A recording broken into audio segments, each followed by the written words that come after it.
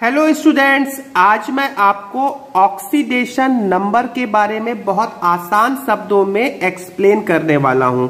वैसे oxidation number से related ACF के 2017 में एक क्वेश्चन आया हुआ है, हम उसको भी सॉल्व करने वाले हैं। ऑक्सीडेशन नंबर को कई बार ऑक्सीडेशन स्टेट भी कहा देते हैं, जिसे हिंदी में ऑक्सीकरण संख्या या ऑक्सीकरण अवस्था भी कहते हैं।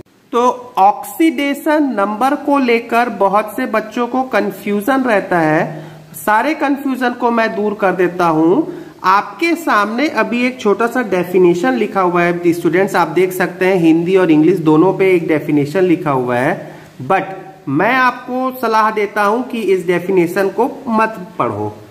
पढ़ना है तो पढ़ लो, नहीं तो आप मेरी बातों को ध्यान से सुनते रहें। सबसे लास्ट में मैं ऑक्सीडेशन नंबर का डेफिनेशन डिक्टेट कर दूंगा, लेकिन आपसे डेफिनेशन कोई नहीं पूछेगा, डायरेक्ट क्वेश्चन पूछा जाता है। तो ऑक्सीडेशन नंबर के क्वेश्चन को सॉल्व करने के पहले मैं आपको ऑक्सीडेशन नंबर क्या होता है ये समझा देता हूं। स्टूडेंट्स 2 मिनट में सुने, फिर हम क्वेश्चन सॉल्व करते हैं।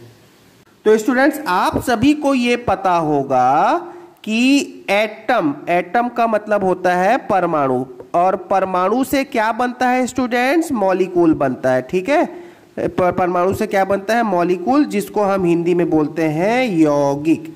और एग्जाम्पल की यदि बात करें तो मैं एक सिंपल सा एग्जाम्पल ले लेता हूं, हाइड्रोजन और ऑक्सीजन।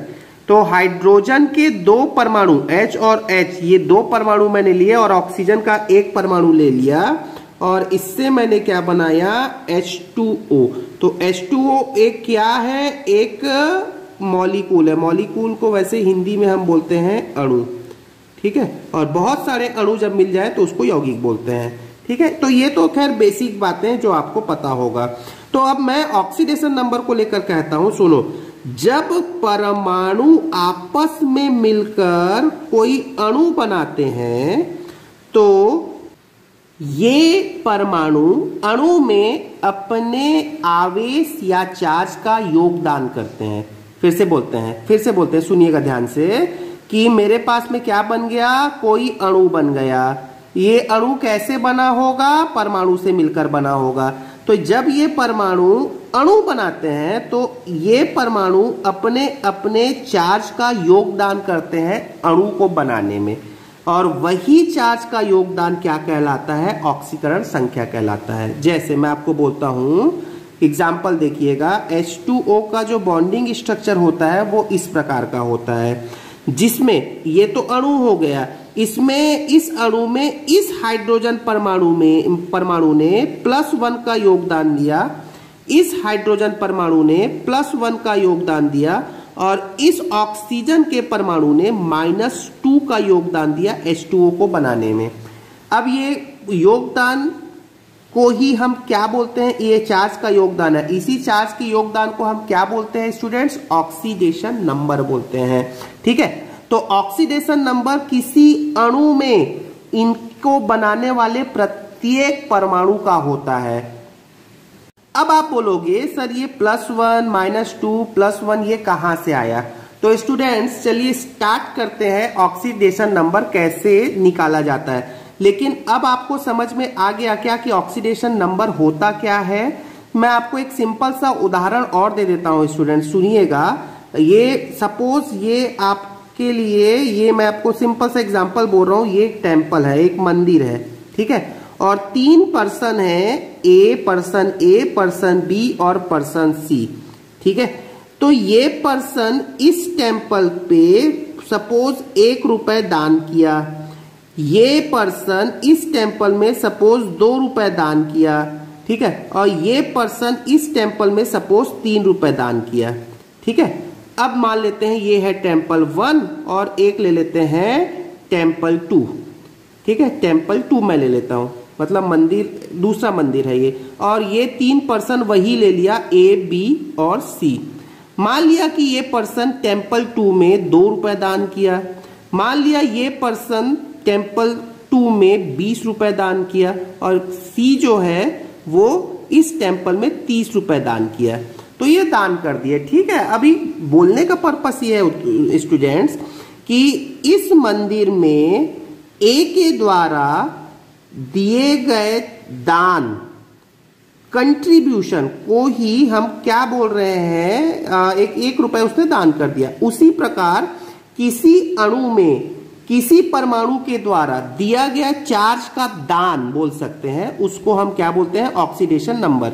अब इंपॉर्टेंट बात सुनना, ये पर्सन ए है, ये पर्सन ए है, मंदिर अलग अलग है, तो एक ही आदमी अलग अलग मंदिर पे अलग अलग रुपए का दान कर सकता है, अपने रुपए का कंट्रीब्यूशन कर सकता है कि नहीं कर सकता है? आप खुद सोचो, आप अपने शहर के छोटे मंदिर में 1 रुपए देते हो, लेकिन जब वैष्णो देवी जाओगे, शिरडी जाओगे तो वहां 10 रुपए चढ़ाओगे। तो अल्टीमेटली कुछ ऐसी भावनाएं होती हैं कि यहां पर भी उसी प्रकार स्टूडेंट्स, एक आदमी ये है, एक आदमी ये है, वो किसी टेम्पल में 1 रुपए दिया, यहाँ पर 2 रुपए दिया। अब सुनना, एक्चुअली उदाहरण को हम थोड़ा सा रिलेट करते हैं। क्या मैं बोलना चाह रहा हूं, इस टेम्पल को आप मान लो अणु, और ये सब क्या है, परमाणु है। ये सब क्या है, परमाणु है। तो ये जो परमाणु है, इस अणु में जितना अपने चार्ज का योगदान कर रहा है, उसी को ही तो हम ऑक्सीडेशन नंबर कहते हैं। अब इस उदाहरण में मैं ये बताना चाह रहा हूं स्टूडेंट्स कि एक ही परमाणु का, देखो यहां पर भी एक आदमी ए है, एक आदमी ए है, एक ही परमाणु का 2 अलग अलग अणु में अलग अलग ऑक्सीडेशन नंबर हो सकता है। ठीक है, अच्छा अगला बात भी सुन लेना, फिर मैं आपको क्वेश्चन आया हुआ क्वेश्चन दिखाऊंगा। मान लो अब ये परमाणु ए है, ये ए, ये भी ए, ये हो सकता है, ए दोनों एक ही है ना, ये हो सकता है किसी दिन 1 रुपए दान करे, कभी 2 रुपए भी दान कर दे, हो सकता है कि नहीं हो सकता है? ठीक है, मतलब एक ही परमाणु का एक ही अणु में 2 अलग अलग ऑक्सीकरण संख्या भी हो सकता है। क्लियर हो गया? तो चलिए अब मैं आपको ऑक्सीडेशन नंबर के लिए कैसे हम इसको फाइंड आउट करते हैं, उसके रूल्स रेगुलेशन में आपको बता देता हूं। तो रूल्स रेगुलेशन आपसे कोई पूछेगा नहीं, मैं यहां पर भी शॉर्टकट में लिख रहा हूं स्टूडेंट्स। जो बच्चे नोट्स बना रहे हैं वो अपना नोट्स बना लें।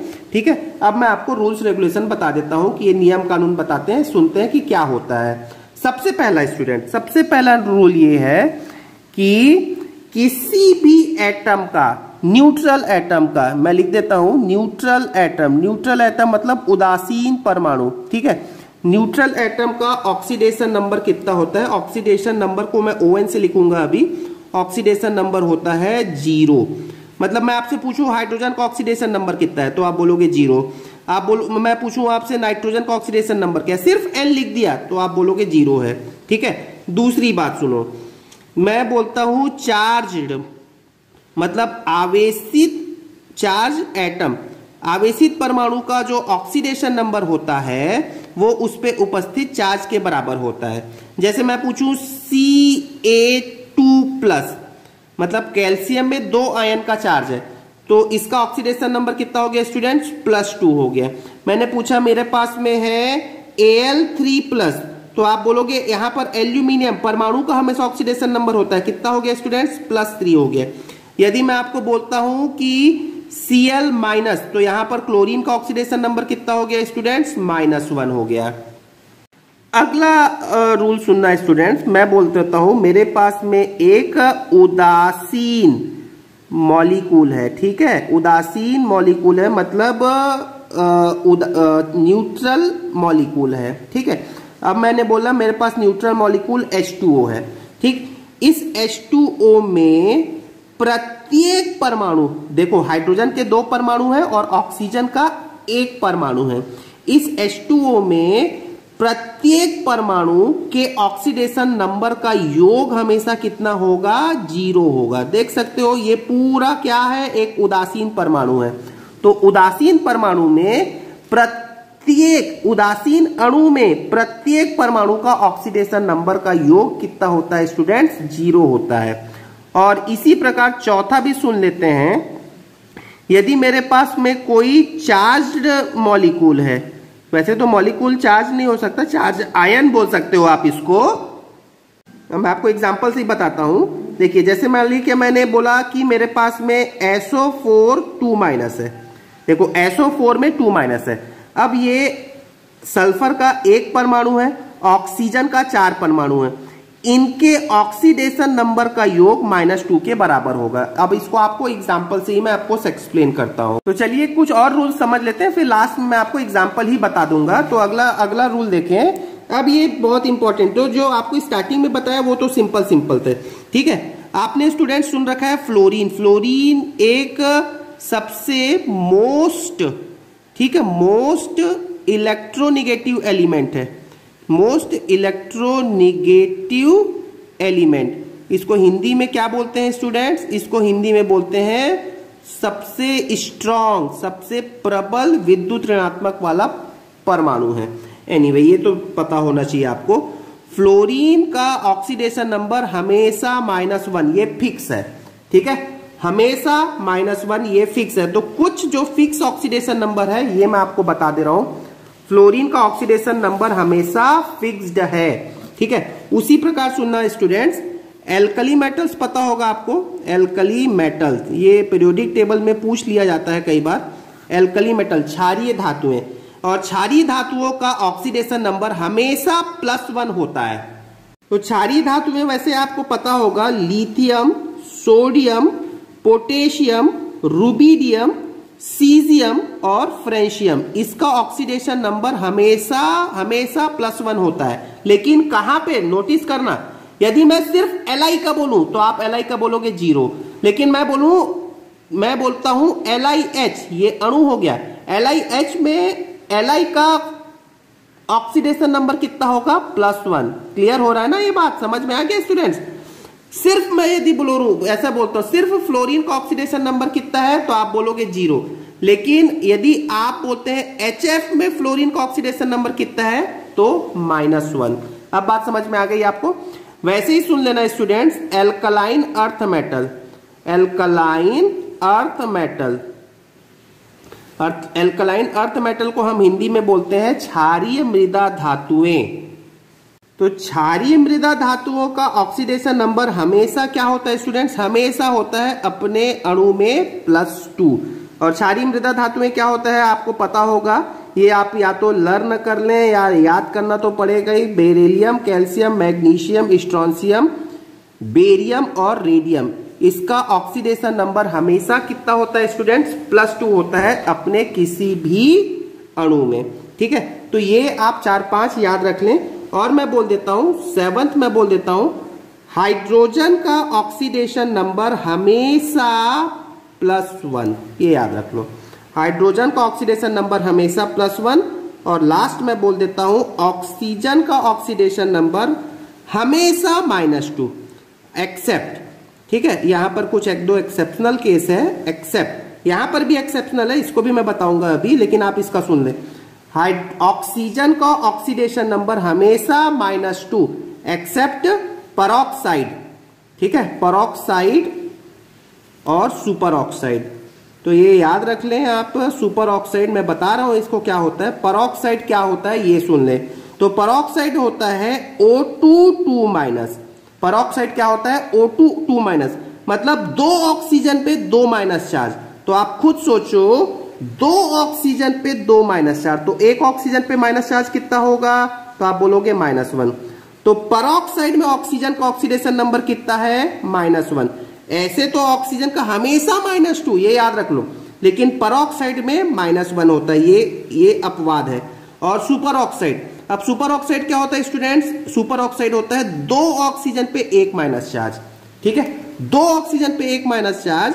तो आप खुद सोचो, 2 ऑक्सीजन में 1 माइनस चार्ज, तो 1 ऑक्सीजन में कितना होगा? -12। तो ऑक्सीजन का ऑक्सीडेशन नंबर हमेशा -2, लेकिन यदि परऑक्साइड है तो -1, सुपर ऑक्साइड है तो -12। तो आपको यदि रूल्स याद रखना है तो याद करें, एक बार समझ लें, अदरवाइज आप एग्जाम्पल्स को केयरफुली देख लें। तो ऐसे तो बहुत सारे एग्जाम्पल है स्टूडेंट्स, लेकिन मैं अभी आपको कुछ काम के एग्जाम्पल्स ही समझा देता हूं ताकि जो ज्यादातर पूछ लिए जाते हैं। सबसे पहले मैं एक ACF में आया हुआ क्वेश्चन है, उसको मैं सबसे लास्ट में बताने वाला हूं।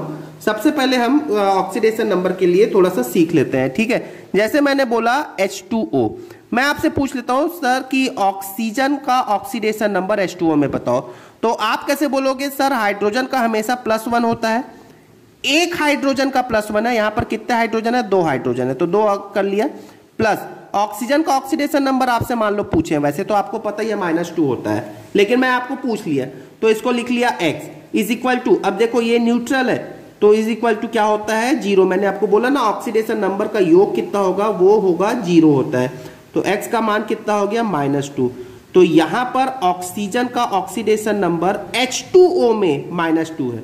क्लियर हो गया। जैसे मैं आपको दूसरा एग्जांपल बोलता हूं, एक एग्जांपल लेते हैं K2O, ठीक है, सॉरी दूसरा एग्जांपल लेते हैं KO2, ठीक है, KO2। अब इस KO2 में ऑक्सीजन का ऑक्सीडेशन नंबर बताओ, ये जो मैंने हाईलाइट कर दिया KO2 में ऑक्सीजन का ऑक्सीडेशन नंबर बताओ। तो अभी आपको बताया पोटेशियम क्षारीय धातु है, तो क्षारीय धातु का हमेशा कितना होता है +1 होता है। ऑक्सीजन का ऑक्सीकरण संख्या आपको निकालना है, कितना ऑक्सीजन है, कितना ऑक्सीजन का परमाणु है 2 है, ठीक है, O2 2 है और ऑक्सीजन का मैं मान लेता हूं x है, ऑक्सीकरण संख्या यहां पर x है, तो ये कितना हो गया ऑक्सीडेशन नंबर का सम कितना हो गया 0 हो गया। अब x का मान बताओ कितना हो गया, x का मान हो गया -½ अब ऑक्सीजन का ऑक्सीडेशन नंबर अभी याद करो, थोड़ी देर पहले मैंने बताया सुपर ऑक्साइड में कितना होता है -½ होता है। ये KO2 देखो, आप KO2 को यदि तोड़ना चाहें तो ये कैसे टूटेगा, K+ में टूटेगा और O2 माइनस में टूटेगा, है ना। चलिए अब देख लेते हैं। मान लिया कि मैं आपको बोलता हूं प्लास्टर ऑफ पेरिस में कैल्शियम का बताओ, तो इसके लिए आपको प्लास्टर ऑफ पेरिस का फॉर्मूला पता होना चाहिए। प्लास्टर ऑफ पेरिस के लिए आपने लिखा CaSO4 .12H2O, पेन खत्म हो गया तो मैं यहां दोबारा से लिख लेता हूं .12H2O, ठीक है। अब मैं आपको बोल देता, क्योंकि ये प्लास्टर ऑफ पेरिस का सूत्र है और इसमें आपके सिलेबस में भी दिया है, तो इसमें पूछ सकता है किसी का भी ऑक्सीडेशन नंबर बताओ। तो देखो .H2O मतलब ये वाला पोर्शन अलग है, तो इसमें तो मैंने बता ही दिया हाइड्रोजन का कितना होता है, देखिए ऊपर मैंने बता रखा है हाइड्रोजन का कितना होता है, यहाँ पर +1 हो गया, ऑक्सीजन का कितना होता है स्टूडेंट्स -2 हो गया। अब CaSO4 में प्रत्येक परमाणु का कितना होगा, तो ऑक्सीजन का मैंने बता रखा है -2 होता है हमेशा, ठीक है। अब कैल्शियम का कितना होगा, तो स्टूडेंट्स अब आप देखो CaSO4 यदि इस टाइप का प्रॉब्लम आता है तो आप इसको इनके आयनों में तोड़ दो, क्या होगा Ca2+ और SO4 2- होगा। अब अभी थोड़ी देर पहले बताया कैल्शियम, कैल्शियम में 2+ का चार्ज है, मतलब यहां पर कैल्शियम का ऑक्सीकरण संख्या कितना हो गया +2 हो गया, ये भी समझ में आ गया कैल्शियम का। अब मैं बोलता हूं कि यहां पर सल्फर का ऑक्सीडेशन नंबर बताओ, तो सल्फर का ऑक्सीडेशन नंबर तो मुझे पता नहीं है, तो मैंने x कंसीडर कर लिया, प्लस ऑक्सीजन का तो पता है ना मुझे -2 × 4। अब देखो ये आयन है तो इसके ऑक्सीडेशन नंबर का सम हमेशा कितना होगा -2 के बराबर होगा, तो यहां पर देख सकते हैं x - 8 इज इक्वल टू -2, तो x की वैल्यू कितनी हो गई स्टूडेंट्स, x की वैल्यू हो गई +6, तो मतलब यहां पर सल्फर का ऑक्सीडेशन नंबर कितना हो गया +6 हो गया। इसका मतलब ये है स्टूडेंट्स कि ये मैं एक बार अभी बताया था थोड़ी देर पहले, जैसे कैल्शियम सल्फेट बना होगा, जब भी बना होगा तो सल्फर ने अपने कितने इलेक्ट्रॉन का योगदान दिया, 6 इलेक्ट्रॉन का योगदान किया +6 का, ठीक है। चलिए एक और एग्जांपल ले लेते हैं। जैसे आपके सिलेबस में एथेनॉल है, एथेनॉल का फॉर्मूला क्या होता है स्टूडेंट्स, C2H5OH। अब मैं आपसे पूछ लूं कि यहां पर कार्बन का ऑक्सीकरण संख्या कितना है, तो कार्बन का ऑक्सीकरण संख्या के लिए आप कार्बन 2 बार है तो आपने लिखा 2x+, ठीक है 2x। हाइड्रोजन यहां पर कितने बार है स्टूडेंट्स, 5 और 1 6, तो आप यहां पर हाइड्रोजन का ऑक्सीकरण संख्या होता है +1 × 6, प्लस ऑक्सीजन का ऑक्सीडेशन नंबर होता है -2, कितने बार है, 1 बार है, तो 1 बार तो खैर इज इक्वल टू 0 हो गया।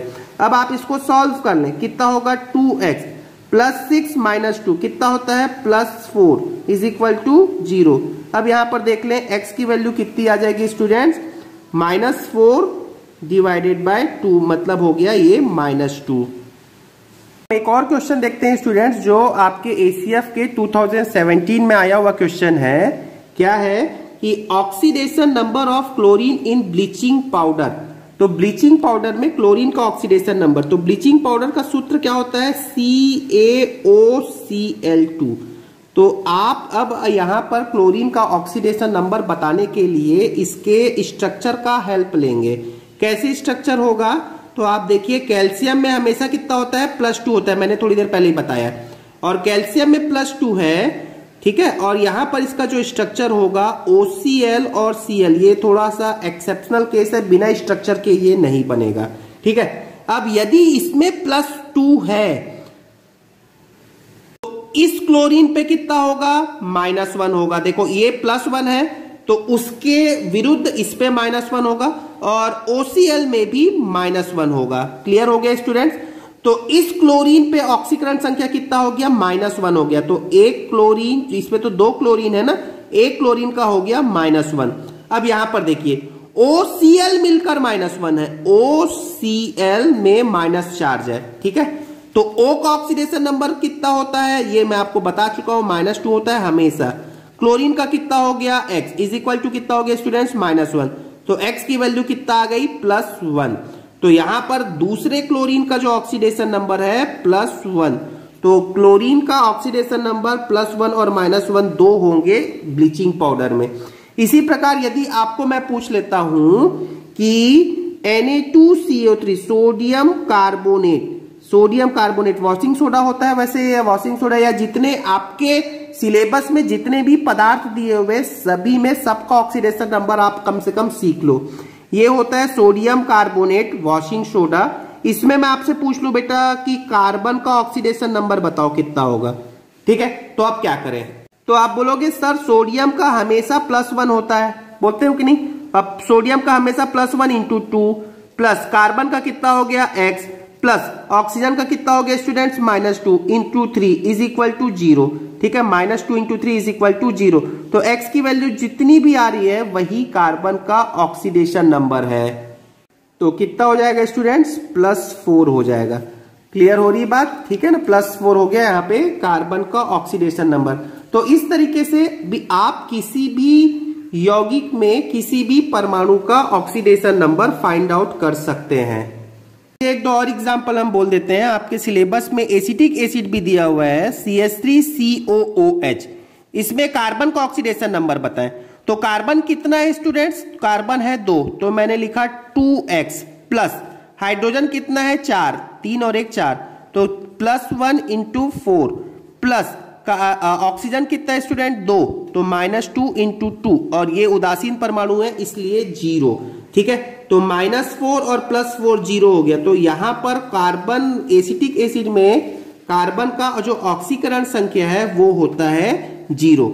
जैसे मैंने बोला Fe2O3 में Fe का बताओ, तो Fe का कितना हो गया मेरे को नहीं मालूम, तो मैंने लिख लिया 2X प्लस ऑक्सीजन का कितना होता है -2 × 3 इज इक्वल टू 0, तो कितना हो गया X की वैल्यू +3। तो इस तरीके से आप किसी भी परमाणु का ऑक्सीडेशन नंबर बता सकते हैं। ये होता है हाइड्रोजन परऑक्साइड H2O2। यहाँ पे ऑक्सीजन का ऑक्सीडेशन नंबर बताओ, ये क्वेश्चन आ सकता है आपके एग्जाम में। तो ये हाइड्रोजन परऑक्साइड है। देखो हाइड्रोजन का ऑक्सीडेशन नंबर हमेशा कितना होता है, +1, तो ये हो गया × 2 प्लस ऑक्सीजन का मुझे नहीं पता तो मैंने लिख लिया 2X, क्योंकि ऑक्सीजन का होता है X कितने बार है, 2 बार, इज इक्वल टू 0। तो X का कितना हो गया -1। तो ये एक अपवाद केस है, थोड़ी देर पहले ही बताया था। ऑक्सीजन का हमेशा -2, लेकिन परऑक्साइड पे होता है -1। जैसे मैंने बोल दिया आपको NaH सोडियम हाइड्राइड में हाइड्रोजन का ऑक्सीकरण संख्या बताओ, तो आप क्या बोलोगे, सर सोडियम एल्कली मेटल है हमेशा +1 है। जब इसका +1 है तो इसको न्यूट्रल करने के लिए हाइड्रोजन का क्या होगा, -1 होगा। तो स्टूडेंट्स अभी मैंने थोड़ी देर पहले वो टेम्पल वाला एग्जांपल बताया था, तो देखो उसका जस्टिफिकेशन मैं एक बार दे देता हूं। देखो ये हाइड्रोजन का ऑक्सीकरण संख्या यहां पर +1 है, वाटर में हाइड्रोजन का ऑक्सीडेशन नंबर +1 है, NaH में हाइड्रोजन का ऑक्सीडेशन नंबर -1 है, ठीक है। और बोल देता हूं H2 शुद्ध शुद्ध अणु है, इसमें कोई दूसरा परमाणु नहीं है, H2 में ऑक्सीडेशन नंबर कितना होगा? 0 होगा। हाइड्रोजन का ऑक्सीडेशन नंबर कितना होगा? 0 होगा। तो कि खुद सोचो ना, ये एक ऐसा मॉलिक्यूल है जिसमें हाइड्रोजन और हाइड्रोजन ही है, इसके अलावा कुछ नहीं है। तो क्या ये चार्ज का आदान प्रदान करेगा? क्या नहीं करेगा। किसको देगा भाई? दोनों तो सेम है, ठीक है। तो H2 में H का ऑक्सीडेशन नंबर 0, NaH में H का ऑक्सीडेशन नंबर -1, जबकि H2O में H का ऑक्सीडेशन नंबर +1। तो एक ही परमाणु का भिन्न भिन्न अणुओं में ऑक्सीडेशन नंबर भिन्न भिन्न होता है। ये बात मैं ऐसा इसलिए कह रहा हूं क्योंकि आपको याद करो, एक पर्सन है A, वो एक टेम्पल में 2 रुपए दान किया, दूसरे टेम्पल में 20 रुपए दान किया। तो आदमी एक ही है लेकिन वो अलग अलग मंदिरों में दान अलग अलग करता है। वैसे ही परमाणु भी एक हो सकता है, उसका ऑक्सीडेशन नंबर अलग अलग हो सकता है। जैसे ब्लीचिंग पाउडर वाला एग्जांपल आया था, तो क्लोरीन तो एक ही है ना, इसका ऑक्सीडेशन नंबर कभी +1 भी हो सकता है और कभी -1 भी हो सकता है। तो दोनों ऑक्सीडेशन नंबर हो सकते हैं। तो ऐसे तो ऑक्सीडेशन नंबर स्टूडेंट्स बहुत बड़ा टॉपिक है। तो आई होप आपको धीरे धीरे बातें समझ में आ रही होगी। मैं आपको एक छोटी सी बात बोल देता हूं, आपके लिए एक असाइनमेंट दे देता हूं, क्योंकि इससे रिलेटेड क्वेश्चंस आपके ACF के क्वेश्चन में आए हुए हैं।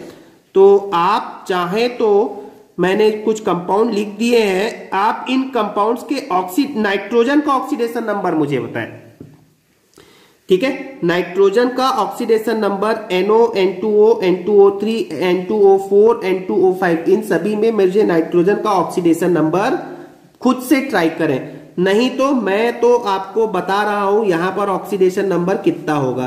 तो आप खुद सोचो कितना होगा स्टूडेंट्स। तो यहां पे ऑक्सीजन है -2 में, तो नाइट्रोजन हो जाएगा +2 में। यहां पे ऑक्सीजन -2 में है, तो ऑक्सीजन नाइट्रोजन कितना हो जाएगा? +1 पे हो जाएगा। वैसे ही आप यहां पर भी आप नाइट्रोजन के ऑक्सीडेशन नंबर निकाल सकते हैं, जो कुछ ऐसा आने वाला है, ठीक है। तो नाइट्रोजन तो देखो एक ही है, लेकिन उसका ऑक्सीडेशन नंबर अलग अलग परमाणुओं में अलग अलग है। तो आई होप आपको ऑक्सीडेशन नंबर के बारे में कंप्लीट इंफॉर्मेशन तो नहीं मिला है, क्योंकि मैं ये अपने आप में बड़ा टॉपिक है। हाँ, लेकिन ACF के रिलेटेड आपको सारी बातें मैंने बता दी हैं। Thank you very much.